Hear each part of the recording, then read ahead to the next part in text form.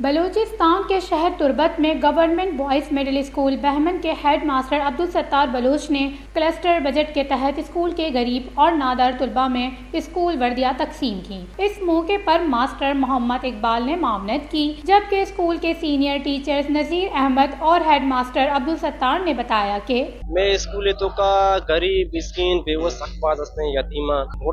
वती में जो मिस्किन है यतीम है गंडू के बूतगा कोशिश कोता के वर्दी वगैरह ईशाना पे कि ताकि ईशानी ये मसला हल भी थे वाजे पेत मात हंसते कि अंचु मजबूर है क्या लोग है माँ वरक चरक के लाप हंसते शुवास को नाकना आवड़ा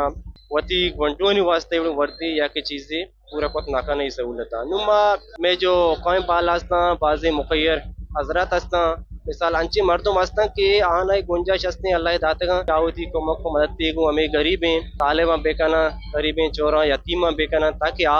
ब्याएं होती वाने के तीमा होती स्कूल तीमा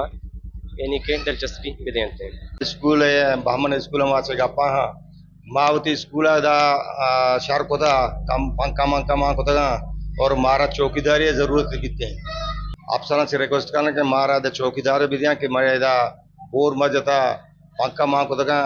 स्कूल आना और ये दूसरी अच्छी विवाह चलते और देखे रास्ते के मैं 4 दीवारी सक पटक के और इसे हम